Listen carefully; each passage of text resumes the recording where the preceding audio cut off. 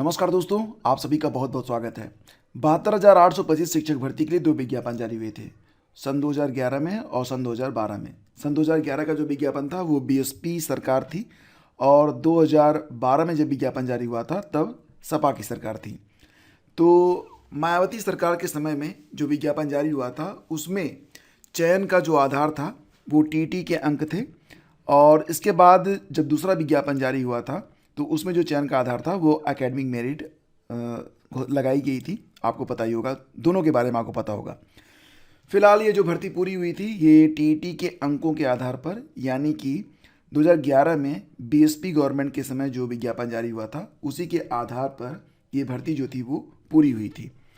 ये जो 12,091 की लिस्ट है, ये लिस्ट 2015 में बनी थी।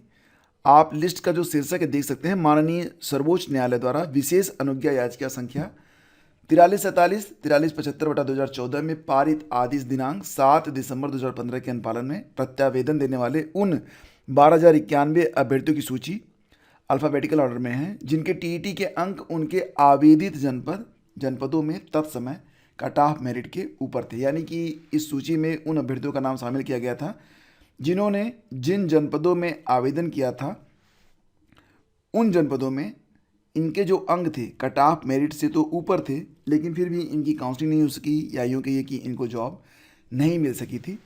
अभ्यर्थियों द्वारा उल्लिखित टीटी अनुक्रमांक तथा एससीईआरटी द्वारा प्रदान किए गए मास्टर डेटा जनपद द्वारा उपलब्ध कराई गई सूचना के आधार पर ये जो पूरी सीट है 12,091 की तैयार की गई थी। लेकिन दोस्तों यहाँ पर आप देखेंगे तो नाम है, फादर नेम है, डेट ऑफ बर्थ है, मोबाइल नंबर है, यस जो कुछ भी दिया गया है यहाँ पर, लेकिन यहाँ पर ये नहीं बताया गया कि अभ्यर्थी ने कितने ज़िलों में आवेदन किया था। साथ साथ ये भी कि उस ज़िले में कट ऑफ क्या गई थी, या कोई भी ऐसी लिस्ट उपलब्ध नहीं है वर्तमान में जिससे आप ये जान सकें कि उस समय जो कट ऑफ गई थी सभी 75 जिलों में सभी श्रेणियों की सभी वर्गों की वो कितनी कट ऑफ थी। तो बहुत सारे अभ्यर्थी ऐसे भी हैं जो ये दावा कर रहे हैं कि उनके जो अंक हैं इस सूची में जो अभ्यर्थी शामिल हैं उनके अंकों से ज़्यादा हैं, फिर भी उनका नाम इस सूची में क्यों नहीं है। यानी कि बहुत सारे अभ्यर्थी हैं जो कि फ़िलहाल जो है संतुष्ट नहीं हैं इस सूची से। सोशल मीडिया में बहस छिड़ गई है। बहुत सारे अभ्यर्थी कह रहे हैं कि वो कोर्ट का रुख करेंगे अगर उनको न्याय नहीं मिला।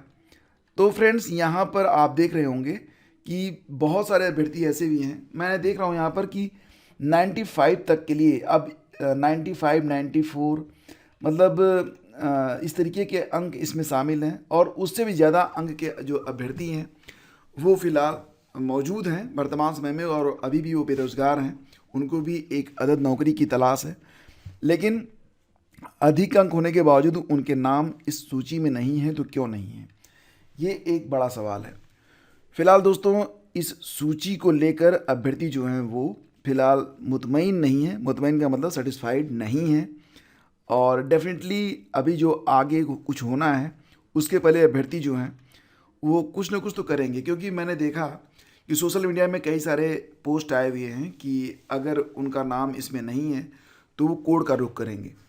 और दूसरी बात ये भी है, आपने देखा कि बीएड को लेकर वर्तमान समय में जो कुछ चल रहा है सुप्रीम कोर्ट से लेकर स्टेट हाई कोर्ट में और स्टेट तक में, तो उसके मुताबिक तो आपने देखा ही होगा कि बीएड को प्राइमरी में भर्ती के लिए लगभग हर जगह से बाहर किया जा रहा है कि प्राइमरी के लिए बीएड योग्य नहीं है। और फिर ये आदेश भी आ रहा है उसी दौरान कि बीएड के जो अभ्यर्थी हैं, खैर इसमें बीएड और बीटीसी दोनों वाले रहे होंगे क्योंकि उस समय 2011 में जो ये भर्ती हुई थी उसमें बीएड और बीटीसी दोनों ही शामिल थे। तो अब यहाँ पर सिंगल बेंच का आदेश ये है कि जल्दी से जल्दी जो है इन लोगों के लिए जो नौकरी है वो सुनिश्चित की जाए। तो फ्रेंड्स फ़िलहाल देखना ये होगा कि ये जो लिस्ट है उसमें आगे क्या होता है, क्योंकि बहुत सारे अभ्यर्थी हैं जो कि इस लिस्ट को लेकर संतुष्ट नहीं हैं। डेफिनेटली अगर आप कमेंट बॉक्स चेक करेंगे तो बहुत सारे लोग ऐसे यहाँ पर भी ज़रूर आएंगे जो कि इस लिस्ट से संतुष्ट नहीं हैं। ठीक है, तो फिलहाल यही बताना था आप लोगों को कि ये जो सूची जारी हुई है इस पर 22, 23 और 24 तारीख को आपको विज्ञप्ति देखने को मिलेगी और उसी समय आपको पता चलेगा कि ये जो सूची है इसमें काउंसलिंग कैसे होगी और अब आगे की प्रक्रिया कैसे आगे बढ़ेगी। फिलहाल जो कुछ भी हो रहा है उसके लिए मैं आप लोगों को से यही कहूँगा कि धैर्य बनाए रखिए, पेशेंस रखिए, जो भी होगा वो अच्छा ही होगा। बहुत बहुत धन्यवाद।